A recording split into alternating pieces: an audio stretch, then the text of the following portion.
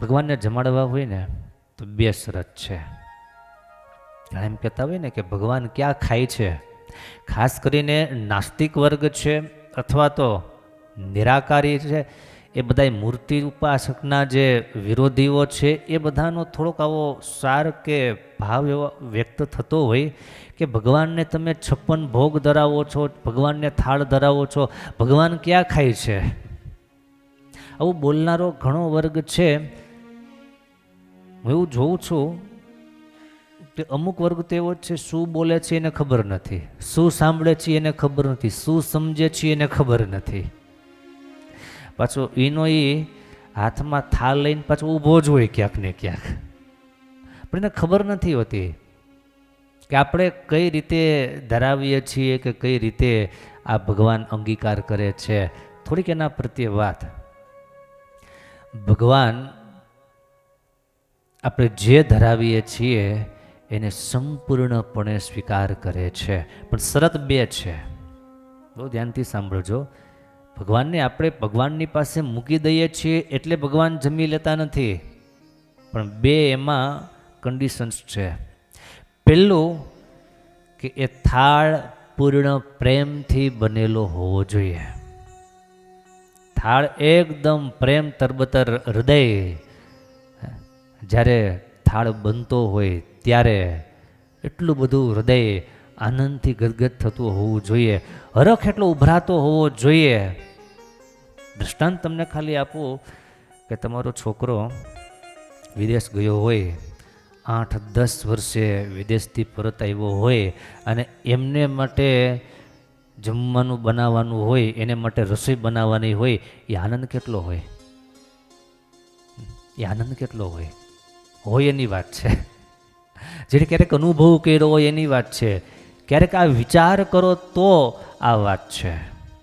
કેટલો આનંદ હોય, કેટલું એનું હૃદય હરખથી ભરેલું હોય. પ્રેમ એટલા પ્રેમથી બનાવવું પડે. લૌકિક માણસ માટે માત્ર પ્રેમ જરૂરી છે, પણ પરમાત્માને જમાડવા માટે પ્રેમની સાથે પવિત્રતાની પણ જરૂરિયાત છે. માત્ર પ્રેમથી બનાવશું એમ નહીં, પૂર્ણ પ્રેમની કક્ષાએ પવિત્રતામાં કદાચ 19-20નો ફરક ચાલે છે. સંતોએ નોંધ કરી છે. સબરીબાઈની વાત કરી છે. જૂઠે બેર સબરી કે ખાએ. ભગવાને સબરીના બોર જયમાં છે ત્યાં કદાચ પવિત્રતા નહોતી, પણ એ પ્રેમની પરાકાષ્ઠા બહુ ઊંચી હતી. એ પ્રેમની પરાકાષ્ઠાને સમજવું પણ આપણા માટે એક સ્વપ્ન બની જાય એવી પ્રેમની પરાકાષ્ઠા હતી. રહી સબરી અધમ જાતિ, રટન હરી નામ કો ભારી. जंगल से बोर बिन आती, हृदय में राम को धारी. हृदय में राम को धारी. रसोई कर्म तो करती, बिना चोके बनाती थी. प्रभु प्रेमे जमाती थी, लगे जगदीश को प्यारी. लगे जगदीश को प्यारी. नारायण नाम है भारे, लियो सब प्रेम से ધારી. સબરીબાઈની વાત અહીંયા ખાસ એટલા માટે યાદ કરવી કે પરાપ્રીતિ અને પ્રીતિમાં બહુ મોટો ફરક છે. પરાપ્રીતિમાં દેહભાન, દેહ સંબંધી ભાન એ કંઈ રહેતું નથી. એક અવસ્થામાં એક કક્ષાએ જેવું બનાવે, જેવી રીતે બનાવે ભગવાન જમે. પણ દેહ દશા જ્યાં સુધી છે અને ભગવાનને અર્થે બનાવીએ છીએ ત્યારે પ્રેમની સાથે બીજું બહુ જરૂરી એક તત્વ છે પવિત્રપણું. પવિત્રતા સાથે ઘી, તેલ, દૂધ, પાણી વગેરે બધું ગાળવું, લોટ વગેરે ચાળવું, શાક વગેરે સાફ કરવું, એમાં કોઈ જીવાત વગેરે ન હોય, તો એ રીતે પવિત્રતા અને પ્રેમ સાથે ભગવાનને જમાડો તો ભગવાન જમે જમે અને જમે. બહુ હકીકત છે. એટલા પ્રેમથી ગુંડલની બાજુનું એક ગામ, પટેલનો પરિવાર અને એક બેન રોટલા બનાવતા હતા. રોટલા બનાવતા જ એમાં કોણ જાણે અચાનક એને એવો સંકલ્પ થયો, એક રોટલો, બાજરીનો રોટલો બનતો હતો અને રોટલો સરસ મજાનો ફૂલીને દડા જેવો થયો. તમારે કઈ ભાગમાં એવો આવે છે દડા જેવો રોટલો? તો સારું કહેવાય, ભેક્ષાડી કહેવા. સરસ મજાનો દડા જેવો રોટલો તૈયાર થયો અને એ રોટલો મરક મરક હસવા લાગ્યો. ત્યારે એ રોટલો બનાવનારા જે બહેન હતા એ પણ હસવા લાગ્યા, આનંદથી વિભોર થઈ ગયા અને હૃદયમાં સંકલ્પ એવો થયો, કેવો સરસ રોટલો થયો, કેવો સરસ રોટલો થયો. તમને કદાચ એમ થાય આ રોટલો તો ગગો ખાઈ એવો છે, તો ગગાના બાપ ખાઈ એવો છે. પણ આમને સંકલ્પ એવો થયો કે આ રોટલો તો મહારાજ જમે એવો છે. સરસ મજાનો રોટલો મહારાજ જમે એવો છે.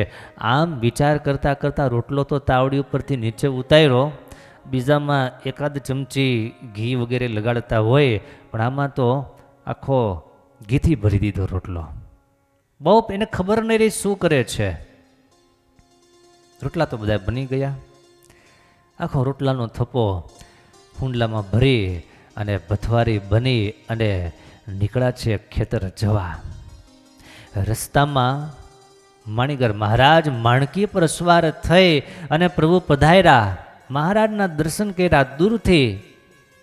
પહેલાં તો આંખ ઉપર વિશ્વાસ ન બેઠો, શું ભગવાન અહીંયા હશે? એમ સામેથી મહારાજ થોડા કંઈ અહીંયા આ બાજુ હોય. ત્યાં મનમાંથી વિચાર આવ્યો કે મહારાજ તો બધી વિચરણ કરતા હોય.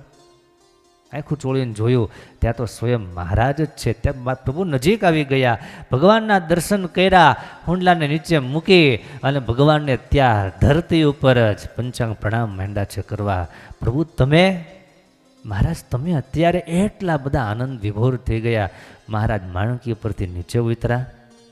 મહારાજ કે હવે પ્રણામ પછી કરજો, વાતું પછી કરજો, ભૂખ લાગી છે એનું કંઈક કરો.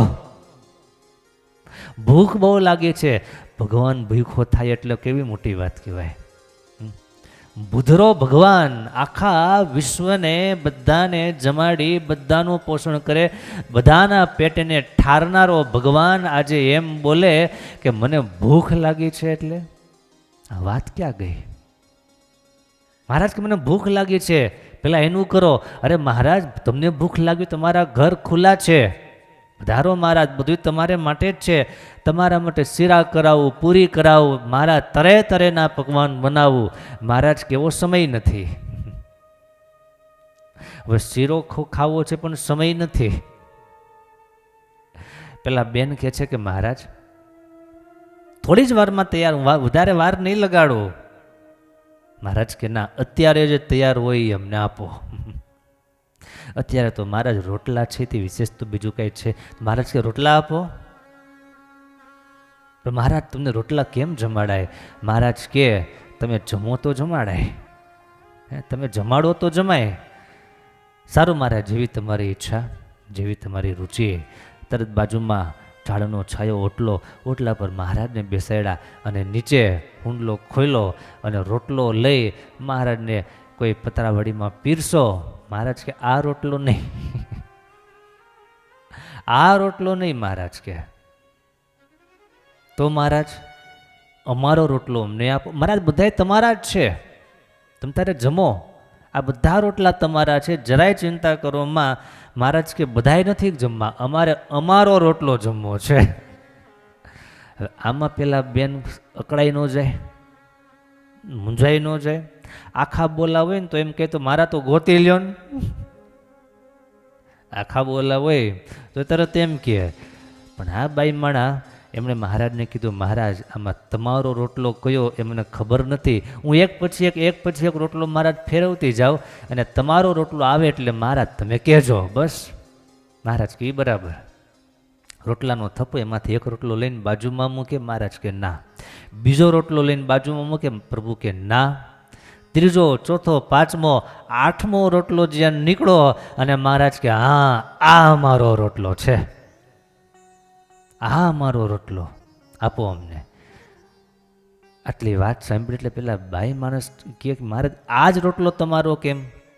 મહારાજ કે જ્યારે આ રોટલો તૈયાર થતો હતો ત્યારે તારા મનમાં એવો સંકલ્પ થયો હતો કે આ રોટલો તો મહારાજ જમે એવો છે, આ રોટલો મહારાજ જમે એવો સંકલ્પ થયો તો? બેનને સ્મૃતિ આવી કે હા રોટલો ફૂલીને દડા જેવો થયો હતો અને ત્યારે મારે મનમાં એવો સંકલ્પ થઈ ગયેલો આ રોટલો તો મહારાજ જમે એવો છે.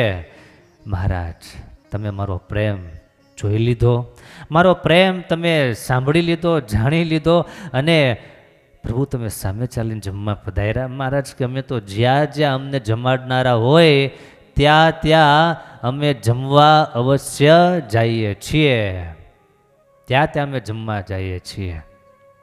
કોન કહેતા હે ભગવાન ખાતે નહીં, કોન કહેતા હે ભગવાન ખાતે નહીં, બાઈ मीरा के जैसे खिलाते नहीं, बाई सबरी के जैसे खिलाते नहीं.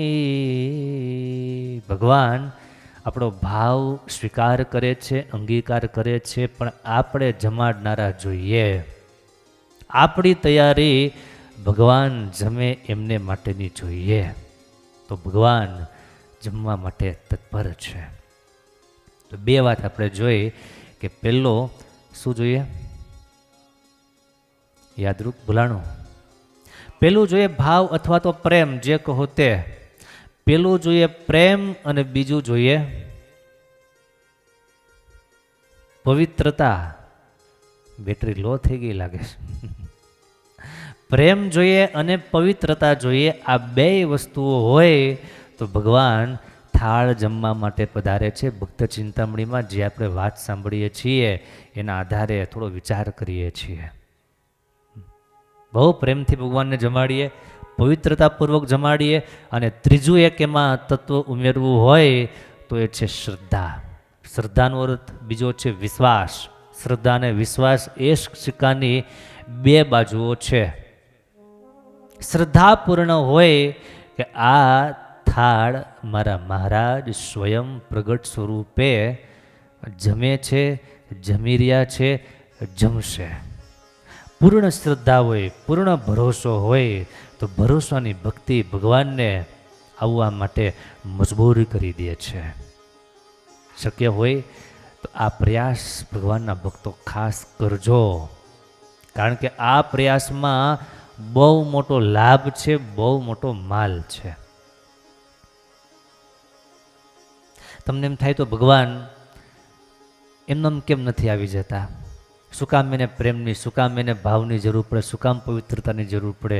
એક વાત તમને કરું, ભગવાન એમને એમ તમારે ઘેર આવી જતા હોય ને તો તમને ભગવાનનો મહિમાય ન રહે, ભગવાનનો તમને એવો ભાવે ન જાગે. ભગવાન બહુ સહજતાથી જો અંગીકાર કરી લેતા હોય ને તો. પણ ભગવાન એવા સ્પેશિયલ જે હોય એમનું જ સ્વીકાર કરે છે, એમનું જ અંગીકાર કરે છે. બસ એવા